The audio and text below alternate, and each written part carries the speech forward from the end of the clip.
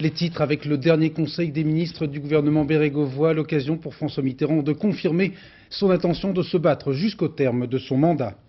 La préparation du second tour des législatives avec des reportages sur l'affrontement Noir-Mérieux à Lyon et le combat difficile de la seule rescapée écologiste Dominique Voynet dans le Jura. Invité de ce journal pour parler de ce second tour, le président du Front National, Jean-Marie Le Pen. Événement politique en Israël avec l'élection à la tête de l'État d'Ezer Weizmann, un ardent partisan du dialogue avec les Palestiniens et de la paix au Proche-Orient. En fin de journal, reportage sur le premier tour de chant d'un surdoué, Laurent Voulzy, au Casino de Paris. Madame, Monsieur, bonsoir. Vous avez bien servi la République et une grande idée. C'est en ces termes que François Mitterrand a remercié ce matin les 42 ministres et secrétaires d'État du gouvernement bérégovois réunis pour la dernière fois à l'Élysée. Un conseil qui s'est déroulé, dit-on, dans une atmosphère mélancolique, voire grave. Certains ministres avaient les larmes embuées, les yeux embués, sur ces adieux de Fontainebleau, version 93. Commentaire de Nathalie Saint-Cric. Dans la cour, c'est l'attente au soleil. À l'intérieur, l'ordre du jour est vite expédié. Petit quart d'heure sur l'effet de serre, puis le chef de l'État prend la parole, 1 heure durant. Il faut remonter la pente, se battre, même si cela prend des années. Je lutterai, dit-il, rien sauf des choses qui m'échappent, rien ne m'empêchera de rester. Et puis il tempête contre le mode de scrutin. Je me reproche de n'avoir pas tout fait pour imposer la proportionnelle aux socialistes. Maintenant, il faut reconstruire, leur dit-il. Ségolène Royal pleure, Bernard Tapie la console, c'est leur dernière sortie. Dehors, on les attend. Pas trop nostalgique pour ce dernier conseil. Le président évoquait la durée de son mandat. Je n'y crois pas. Quelqu'un a parlé de la dernière classe, en tout cas c'est pas le dernier combat.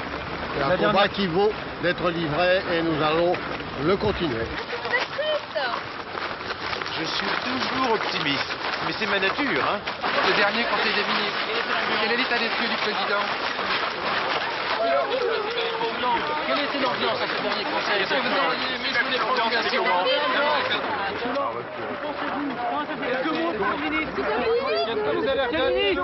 Il faut avoir un peu de pudeur. Un peu de pudeur, franchement. Monsieur Tapie, derrière vous. Voilà, salut. Peu de commentaires pour ce dernier conseil. Les plus bavards d'habitude sont aujourd'hui restés muets. L'émotion pour certains, la crainte du second tour pour la majorité. On l'a dit, le président s'est dit déterminé à rester à son poste, à se battre et à lutter de toutes ses forces jusqu'à la fin de son mandat. La durée de cette cohabitation est-elle devenue une pomme de discorde entre RPR et UDF? Hier, Jacques Chirac, dans le Pas-de-Calais, souhaitait que François Mitterrand démissionne au plus vite. Valéry Giscard d'Estaing lui a répondu ce matin en se prononçant pour une cohabitation avec des règles précises. Et tout à l'heure, le président du RPR a nettement adouci sa position en précisant le cadre d'une cohabitation avec François Mitterrand. L'intérêt de la France sera d'abord et avant tout qu'il s'abstienne de mettre quelque bâton que ce soit dans les roues du gouvernement qui aura été mandaté par une grande majorité de Français pour conduire une autre politique. Voilà, alors le journal Libération fait son titre ce matin sur une très bonne formule, le scalp, la danse du scalp autour de François Mitterrand. Il faut peut-être préciser que Jacques Chirac a tout intérêt à précipiter les échéances et que c'est une stratégie diamétralement inverse pour Valéry Giscard d'Estaing. Oui, tout à fait. Vous savez, la position à l'égard de la cohabitation dépend beaucoup effectivement de la situation de chacun. C'est pas nouveau, le débat dure depuis un moment. Il avait déjà eu lieu en 86 de la même façon. C'est vrai que Jacques Chirac aurait intérêt à une élection présidentielle anticipée parce que tous les sondages pour l'instant le donnent gagnant, que Valéry Giscard d'Estaing lui est en retard et que par exemple un François Léotard lui aussi a besoin de temps pour asseoir son image de présidentiable. Alors en fait, il faut comprendre les propos de Jacques Chirac de ces derniers jours comme une sorte de pression sur François Mitterrand à la veille du second tour, car au fond le président du RPR sait bien que François Mitterrand n'a pas l'intention de partir et de plus Jacques Chirac ne peut pas aller très loin sous peine de mettre en danger ou en tout cas en difficulté Édouard Balladur qui lui se prépare à gouverner. Alors précisément, la cohabitation vue du côté du président qui s'est déclaré ce matin devant ses ministres pugnace et déterminé. Oui, il faut qu'il soit combatif et offensif car au fond François Mitterrand sera évidemment bien seul lundi prochain. Il sera au fond le seul vrai contre-pouvoir face à l'arrivée de l'opposition. La situation est différente à ce point de vue de 1986 car à l'époque le PS n'était pas en pleine débâcle. Donc François Mitterrand au fond disposera de peu de marge de manœuvre, très peu, simplement les pouvoirs que lui donne la Constitution, rien de plus afin que la fonction présidentielle ne soit pas en quelque sorte dévalorisée pendant cette cohabitation. Voilà, donc François Mitterrand, encore une fois, je ne sais pas s'il est un adepte des arts martiaux, mais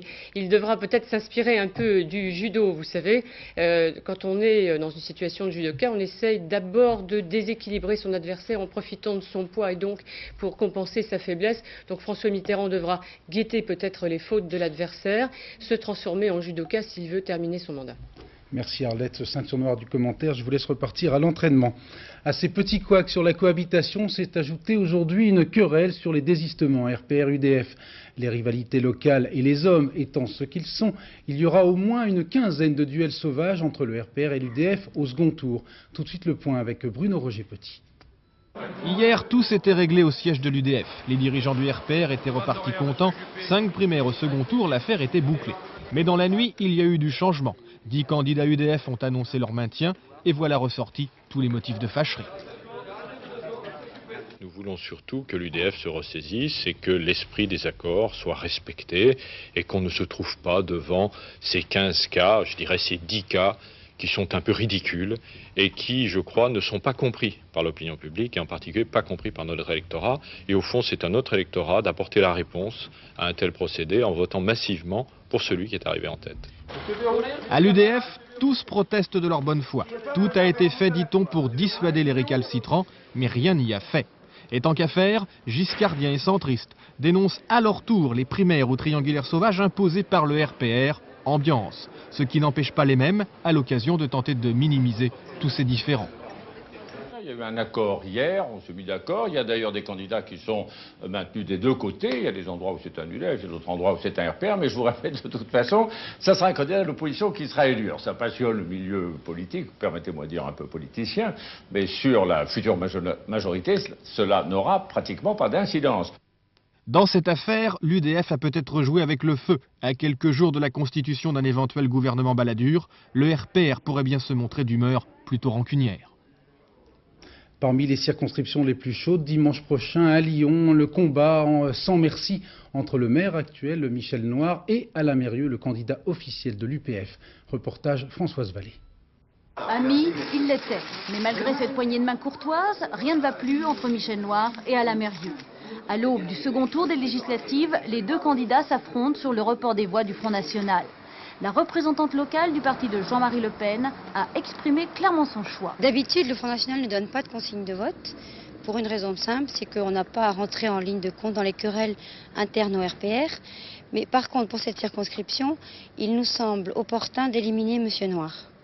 Donc, d'appeler à voter pour Alain Mérieux. Philippe Séguin en perd son latin. Il savait qu'on ferait à Alain Mérieux le coup du Front National et c'est pour ça qu'il est venu le soutenir entre ces deux tours. L'adversaire d'Alain Mérieux a un fonds de commerce qui est complémentaire avec celui du Front National. Ils se font de la sous-traitance réciproque. L'adversaire de M. Alain Mérieux est le meilleur agent publicitaire du Front National qui lui renvoie bien l'appareil. Michel Noir en perd son sang-froid. Vous vous souvenez, il y a M. Séguin qui est venu à Lyon. Chaque fois qu'il vient à Lyon, il y a une connerie. Qu'il dise ce qu'il a envie de faire, M. Mérieux, tout comme ils nous disent pourquoi il était le seul des 46 colistiers de la liste régionale l'année dernière à avoir refusé de signer un engagement sur l'honneur de ne pas faire d'alliance avec le Front National. J'ai l'impression aujourd'hui qu'on lui renvoie l'ascenseur d'ailleurs du côté du Front National. Il faut qu'il s'en explique. Il faut en tout cas que les Lyonnais apprécient. Alliance ou collusion avec le Front National, les électeurs jugeront. Plus sereinement, Michel Noir revendique son action de maire et de député. Alain Mérieux défend son travail au sein du Conseil régional et les résultats de son groupe.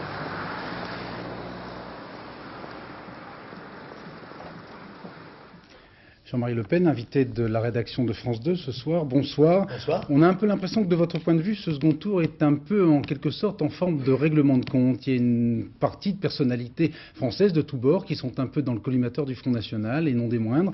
Michel Noir, on va en parler, mais aussi Michel Rocard ou encore Michel Mouillot. Disons que c'est plutôt en forme de dessert. Nous dégustons un certain nombre de têtes. Nous avons l'intention de nous les offrir et c'est justice après tout, puisque ces adversaires politiques ne nous ont jamais ménagés et nous ont même accablés quand ils étaient les plus forts et que nous étions plus faibles Alors c'est bien normal qu'au deuxième tour, vous savez, au premier tour on choisit, au deuxième tour on élimine. Alors nous avons l'intention d'éliminer un certain nombre de personnages et dans la mesure où on peut le faire, plutôt de favoriser des gens qui n'ont jamais été élus par rapport à des gens qui ont de lourdes responsabilités dans la décadence de notre pays. Même au risque qui peut sembler paradoxal de faire par exemple élire Bernard Tapie à Gardanne, qui ne vous a jamais ménagé. Oui, mais enfin là, vous savez, nous avons une position de principe. En ce qui il y a deux choses. Il y a ceux qui ont la possibilité de se maintenir, ils sont une centaine. Ceux-là ont reçu la consigne depuis déjà plusieurs mois de se représenter. Et le bureau politique l'a encore réaffirmé l'autre jour. Et il n'y a pas de problème, il n'y a qu'un seul candidat qui a désobéi à cette consigne et évidemment son cas sera évoqué devant la commission des conflits. Mais pour les autres qui ont été en quelque sorte écartés, ils ont la possibilité d'exprimer leurs sentiments et leurs choix. Et il est bien évident que pour M. Rocard, pour M. Noir, pour Mouillot, pour toute une série de gens comme ça, ils ne peuvent pas compter sur notre indulgence. Quant à M. Tapie, c'est le dernier représentant du Parti radical, et c'est un exemplaire paléontologique en quelque sorte, et on sait qu'il a beaucoup plus de voix que d'influence. Et je crois qu'il est, en l'occurrence, important que notre candidat, M. Barillet, défende ses chances, ainsi que les 7, 8 ou 10 qui peuvent espérer être élus, et tous les autres. Nous demandons à nos électeurs de venir voter pour les candidats qui restent en lice, et singulièrement pour ceux qui ont des chances d'être députés. Vous me direz que c'est la dure loi du scrutin majoritaire à deux tours, que ni l'un ni l'autre avons voté. Comment exister politiquement avec 1, 2 ou 3 députés sur 580? Écoutez, nous avons prouvé que nous étions capables d'exister depuis 5 ans avec un seul député, il est vrai, charmante et de talent, mais nous avons augmenté nos voix, ce qui prouve qu'on peut vivre dans la Ve République sans être au Parlement. Évidemment, c'est au détriment des millions d'électeurs qui ne sont pas représentés, mais je crois que cela nuit plus peut-être au système lui-même, à nos institutions et à leur crédibilité qu'à notre mouvement qui, vous l'avez vu, se porte très bien. Dernière question, je suppose que vous aussi, vous souhaitez une cohabitation courte parce que vous brûlez de tenter vos chances à la présidentielle? Moi, je prendrai les choses, je ne suis pas en mesure d'agir sur cette éventualité. Par conséquent, je me fais toujours philosophie de ne m'inquiéter que de ce sur quoi j'ai pouvoir. Et comme je ne peux rien sur le sujet, j'ai déjà demandé depuis longtemps la démission du président de la République, mais j'attendrai l'heure, et à l'heure venue, je serai là. Deuxième dernière question, comme dirait Arlette Chabot, une réponse simple. Est-ce que vous serez ou non candidat à la mairie de Nice si vous êtes élu dimanche? Non, si j'ose dire, mon combat se situe à une autre échelle. J'ai beaucoup de sympathie pour la ville de Nice, dont je suis d'ailleurs un conseiller régional dans le Conseil de Provence-Alpes-Côte d'Azur, où je rappelle que je préside le groupe politique le plus important de cette assemblée. Mais je n'ai pas vocation à être le maire de Nice. Il y a des responsables du Front National tout à fait capables d'assumer cette responsabilité. Merci Jean-Marie Le Pen d'avoir répondu à l'invitation de la rédaction de France 2. Merci. Nous vous retrouverons bien sûr lors de notre soirée électorale dimanche soir pour le second tour. 975 candidats sont en lice dans les 497 circonscriptions qui sont encore en jeu pour ce second tour. Il y aura au total une quinzaine de triangulaires. Seuls 16 candidats dorment actuellement sur leurs deux oreilles, puisque dans 16 circonscriptions, ils restent seuls en lice. Parmi ceux qui sont nettement plus stressés, citons le cas de Dominique Voynet, seul candidat écolo qui ait eu une chance relative d'entrer au Palais Bourbon dimanche prochain. Reportage Pascal Golomer, Jacques Gérard. Jamais il n'a reçu autant de journalistes dans son bureau de maire, accueillant Gilbert Barbier. Mais un brin agacé aussi qu'on ne vienne lui parler que de Dominique Voynet. Après tout, c'est bien lui qui est arrivé en tête au premier tour, avec 40% des suffrages. Son adversaire, il la connaît bien, c'est l'une de ses conseillères municipales. Aujourd'hui, elle fait la une des journaux et passe à la télé. Lui parle de dérive médiatique pour une écolo 68arde et parisianiste, loin, très loin du Jura. C'est pas en 3 semaines qu'on s'implante dans une circonscription. C'est un travail progressif de contact, de prise en compte, de concertation. Et c'est pas une tornade, soit-elle verte, qui peut en quelques semaines faire changer les électeurs par rapport à une position qu'ils ont déjà bien ancrée. Je courais le chercher chez les Verts et en fait, je le trouve pas. Alors, je m'explique. Écouter, expliquer, Dominique Voynet, elle, en est persuadée. C'est grâce à son travail de terrain qu'elle est encore en course pour le second tour. Alors elle continue. Aujourd'hui, la voilà soutenue par les socialistes et les communistes locaux. Mais même si hier soir, c'est d'abord l'adversaire de l'UPF qu'on est venu applaudir, elle ne désespère pas de rassembler autour de l'écologie davantage que les voix de gauche. Beaucoup de démocrates qui ne partagent pas l'essentiel ou la totalité de notre projet sont certainement aujourd'hui décidés à faire, disons, le petit geste qui permettra à ce nouveau courant de pensée porté par des gens nouveaux d'être représenté et de s'exprimer. Pari difficile, le ballotage est défavorable, à moins que les abstentionnistes se déplacent en nombre pour envoyer la toute première députée verte à l'Assemblée. Inquiétante recrudescence de la tuberculose en France, davantage que les statistiques abstraites. Cette information confirme malheureusement la paupérisation d'une partie de la population française. C'est aujourd'hui la journée mondiale de la tuberculose, une maladie qui, contrairement aux idées reçues, n'a jamais disparu dans nos pays médicalement développés. Elle touche en France entre 10 et 15 000 personnes et fait chaque année 2000 victimes. Vous allez le constater avec ce reportage de Jean-Daniel Flézaquet et Yann Jiquel. La tuberculose touche surtout les jeunes exclus du système de santé. Il a 25 ans, pas d'emploi, pas de maison et un corps décharné à cause d'une tuberculose qui évolue depuis 5 mois, sans aucun traitement. Sur la radio des poumons de cet homme, les médecins ont eu la surprise de constater qu'il existait de nombreuses cavités emplies d'un bacille de Koch qui ne demande qu'à proliférer et à contaminer d'autres personnes. La tuberculose n'a pas disparu comme on le croyait, elle a simplement changé de visage et elle s'attaque maintenant à des personnes aux situations précaires et de plus en plus jeunes. Le gros problème actuellement, c'est que la tuberculose est une maladie de la pauvreté comme toutes les maladies infectieuses et que la difficulté, c'est la prise en charge des patients. Le problème n'est pas de traiter une maladie, le problème est de traiter un patient. Pour être efficace à 100%, le traitement de la tuberculose doit être impérativement poursuivi pendant 6 mois.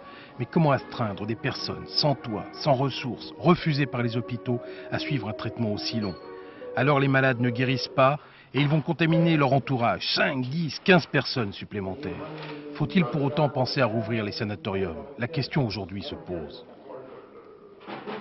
Les individus, c'est bien, mais il va falloir protéger la collectivité. Et tôt ou tard, il y aura des gens pour penser qu'il faut mettre en quarantaine des dangers potentiels. Pour la tuberculose, mais on peut imaginer pour n'importe quelle maladie épidémique. On retrouve des vieilles recettes. Et on en est là. On a une croisée des chemins. Et voilà le problème que pose la tuberculose.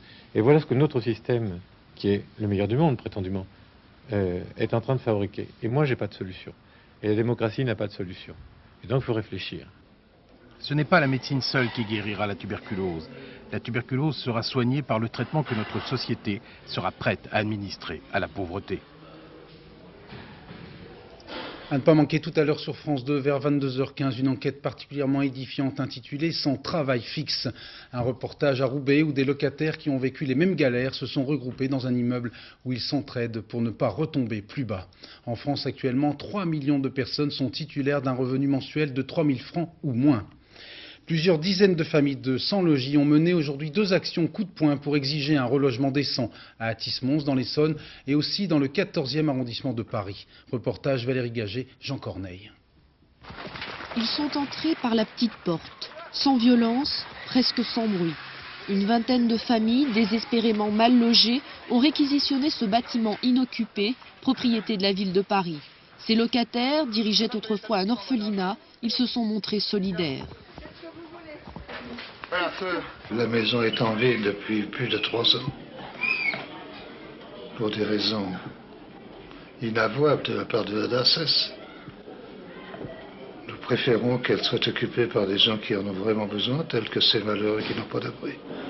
Le 23 décembre dernier, Marie-Noëlle Lienemann, ministre au Logement, ordonnait au préfet la réquisition de l'ancienne maison maternelle. Pour des raisons mystérieuses, cet ordre n'a jamais été exécuté. Les dortoirs sont restés silencieux. Le plan d'urgence annoncé a été très réduit puisque finalement sur 300 réquisitions annoncées, 43 ont été effectuées. Avec le soutien de diverses personnalités, ces galériens du logement ont, comme d'autres, décidé de forcer le destin. J'ai un enfant qui est né à mi-décembre et nous étions dans un meublé, donc c'était déjà provisoire, d'autant plus provisoire que le propriétaire nous avait prévenu qu'il n'acceptait pas les enfants. Et puis depuis janvier, début janvier, au moment où il y a eu les grands froids où beaucoup de gens sont morts dans le froid. C'est là qu'il a profité de cette période pour nous virer. Ce soir, autour de la maison assiégée, les CRS sont légion. Ils contrôlent toutes les entrées et interdisent pour l'instant le ravitaillement. À l'image de ce petit garçon, on se prépare à une nuit agitée. À Moscou, la redoutable partie de poker politique se gâte entre le Kremlin et le Parlement russe. Boris Yeltsin a renoncé à instaurer une administration présidentielle directe, mais son ennemi intime, le président du Parlement, a tout de même réaffirmé aujourd'hui sa volonté d'obtenir la tête de Boris Yeltsin lors du congrès extraordinaire convoqué vendredi. Le point de ce feuilleton avec notre correspondant à Moscou, Marcel Tria. La journée des dupes. En un quart d'heure cet après-midi, le Parlement a confirmé la convocation pour vendredi du Congrès des députés en invitant Boris Yeltsin à y assister et avec un ordre du jour permettant la destitution du président. Et Ruslan Khasbulatov s'est fait un plaisir de menacer à nouveau. En dehors de la Constitution, pas de président. Derrière les murs du Kremlin, Boris Yeltsin avait pourtant concocté en fin de matinée une surprenante manœuvre de repli. Son fameux décret, daté de samedi 20 mars, était enfin rendu public, mais on n'y trouvait plus aucune trace de l'administration présidentielle directe qui avait tout déclenché, plus rien qui contredise la Constitution. Samedi soir, pourtant, des millions de Russes avaient pu entendre en direct à la télévision leur président marteler la phrase suivante. J'ai signé aujourd'hui un décret sur l'administration spéciale du pouvoir jusqu'à la résolution de la crise. Un escamotage dont la présidence pensait qu'il couperait l'herbe sous le pied de ses adversaires, mais la ficelle était sans doute trop grosse. À 15 h au Kremlin, une ultime tentative de conciliation entre Boris Yeltsin et Ruslan Khasbulatov ne donnait aucun résultat. Et ce soir, la tension est à nouveau montée d'un cran. Un chassé-croisé qui tourne à la farce et qui a bien peu de chances de conforter la crédibilité des uns et des autres. Pourtant, les Russes, en majorité, persistent à cultiver leur vieille tendresse pour Boris Yeltsin et à lui accorder encore un délai de grâce pour mener à bien sa politique de réforme. Même avec le ventre vide, ils lui sont toujours reconnaissants d'avoir su les faire rêver d'un avenir libre et heureux. Mais il faut bien reconnaître ces derniers temps qu'ils mettent leur nerf à rude épreuve. Événement politique aujourd'hui en Israël avec l'élection à la tête de l'État d'Ezer Weizmann, un homme de 69 ans qui se définit lui-même comme un vrai faucon de la paix au Proche-Orient. L'actuel Premier ministre israélien, Yitzhak Rabin, le déteste cordialement. Bref, les Israéliens vont connaître eux aussi une forme de cohabitation agitée. Reportage Charles Anderlin. Ezer Weizmann, partisan d'un retrait des territoires occupés, président de l'État d'Israël, pour la droite annexionniste, l'événement est de mauvais augure. Ministre en 1989, il avait eu maille à partir avec Yitzhak Shamir, le chef du gouvernement d'Union nationale, pour avoir rencontré secrètement des dirigeants de l'OLP à Genève. Ancien général, commandant de l'armée de l'air, architecte de la victoire israélienne de la guerre de 6 jours en 67, il a commencé sa carrière politique à droite, au Likoud, le parti de Menachem Begin. C'est la visite d'Anwar el-Sadat à Jérusalem en 1977 qui en a fait un fervent partisan du processus de paix. Ce ne sera donc pas un président chrysanthème. Je sais ce que je ne peux pas faire, mais je ne sais pas ce que j'ai le droit de faire. Alors, pour la paix, je suis prêt à téléphoner à Assad si le Premier ministre Rabin me le demande. Ezer Weizmann prendra ses fonctions dans 1 mois et demi. En Bosnie, le pont aérien négocié par le général Morillon pour évacuer plus de 200 blessés de l'enclave musulmane de Srebrenica. Cette opération humanitaire a été interrompue par des tirs de barrages serbes. Par ailleurs, un convoi humanitaire de l'ONU a été attaqué cet après-midi aux alentours de la ville musulmane de Tuzla. Stéphane Magnier. Zvornik, ce matin. Pour la première fois, les hélicoptères de l'ONU sont en route pour faire évacuer les blessés de Srebrenica. Zvornik, c'est l'escale obligée où les Serbes contrôlent. La foulée serbe, elle demande qu'on évacue aussi les siens. L'espoir est fragile, mais à cette heure-là, il est encore réel. Les casques bleus tiennent enfin leur promesse. C'est le début du pont aérien qu'ils ont annoncé. Cette première vague fait partir 20 blessés vers Tuzla, une autre ville assiégée par les Serbes, mais où la pression est moins forte. Ces hommes ont le sentiment d'échapper à la mort d'extrême justesse. Il y a la douleur, mais il y a surtout l'espoir. Il ne durera pas longtemps. Quelques instants à peine après le décollage des hélicoptères, le terrain de sport qui sert de piste à Srebrenica est bombardé par les Serbes. 2 casques bleus canadiens sont blessés. Ils seront évacués quelques minutes plus tard. Mais les Serbes ont obtenu ce qu'ils voulaient. Il n'y a plus d'espoir à Srebrenica. Le pont aérien a été suspendu. Tout le monde est désormais convaincu que les Serbes s'apprêtent à prendre la ville. Le général Morillon est coincé, impuissant, à la tête d'un convoi. Les Serbes lui interdisent de retourner à Srebrenica, pendant que leur leader accuse M. Vance et Owen de faire échouer les négociations de paix à New York.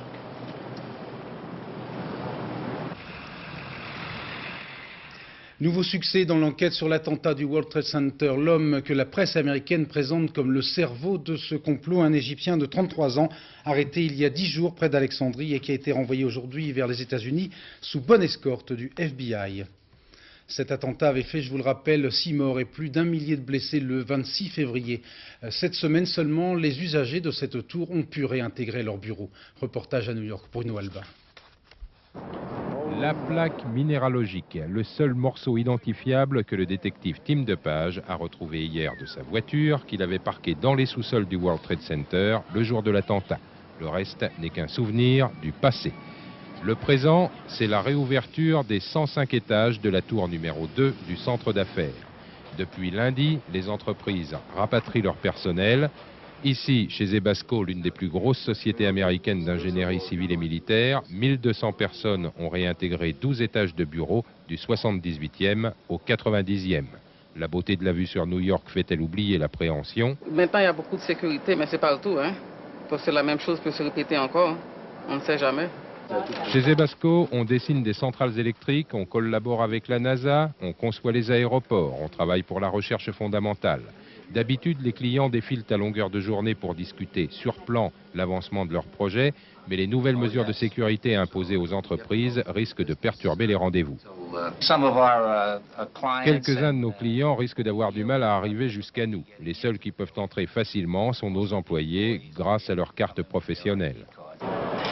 Une armée de 1700 laveurs de carreaux nettoie toujours les traces de fumée dans la tour numéro 1 qui doit réouvrir lundi prochain. Le retour à la normale en moins de 5 semaines, un véritable tour de force. Ce qui ne réouvrira jamais, c'est le parking où l'explosion s'est produite. Le déblayage est terminé, les experts du FBI continuent de chercher tout ce qui pourrait ressembler à un détonateur. Mais l'examen scientifique des débris pourrait prendre des mois. La police détient des suspects, elle a trouvé des preuves et elle en cherche d'autres. Mais elle est encore loin de pouvoir établir ce que tout le monde croit ici, qu'il s'agit d'un complot international. Je vous propose de terminer ce journal une nouvelle fois bien austère, en compagnie d'un vrai talent, celui de Laurent Voulzy, compositeur et interprète entre autres de Belle-Île-en-Mer, la Rock Collection ou encore Pêcheur. Pour la première fois, Laurent Voulzy se lance sur les planches, celle du Casino de Paris, jusqu'au 10 avril. Éric Perrin et André Issora ont eu le privilège d'assister hier à la première d'un très joli spectacle. Tout doucement, mollo pianissimo, Laurent Voulzy c'est plutôt le genre chanteur, école, transat. 9 années pour sortir son dernier album intitulé Caché derrière. Mystère, mystère, on s'est demandé ce qui pouvait bien être caché derrière. Voilà. Ah, bah c'est ses guitares. Et pour elles aussi ce soir, la scène, ça va être une première. J'ai pratiquement jamais fait de scène, moi. Donc c'est un peu, il y a un phénomène un peu bizarre, c'est vrai, parce que les gens qui achètent les disques, je les vois pas toujours. Je même pas tellement d'ailleurs. Parce que là, les gens qui vont venir me voir, je vais les voir. C'est bizarre. Les voir, c'est vite dit parce que même Alain Souchon, son grand copain, il lui arrive d'aller se cacher. Vivre la vie autrement. Pécher, c'est faire des péchés, avoir le cœur empêché, faire mal, pécher, c'est quelques péchés, levant les poissons moqueurs. Vous l'avez un peu poussé, vous, à monter sur scène depuis le temps que tout le monde lui en parlait? Bah, poussé comme tout le monde, je disais tu devrais aller faire de la scène. Mais... Non, je ne l'ai pas poussé, c'est lui tout seul. Il avait envie depuis longtemps, mais vous savez qu'il est lent. Vous êtes au courant qu'il est lent. Ça fait comment? Ça fait plaisir. Ah non, c'est formidable. Bah, il m'est pratiquement jamais arrivé, quoi. Ah non, c'est génial.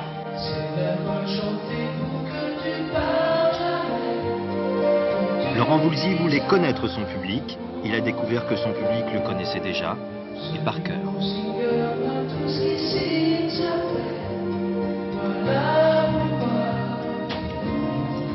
C'est bien.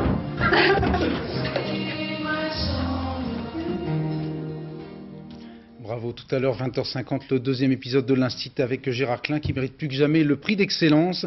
22h30, sans travail fixe. 23h35, dernier journal, Rémi Roche, avant le cercle de minuit de Michel Field, consacré ce soir à la mode. Invité de Gérard Leclerc, demain à 7h50, Dominique Strauss-Kahn, ministre de l'Industrie et du Commerce extérieur. À demain 20h, bonsoir.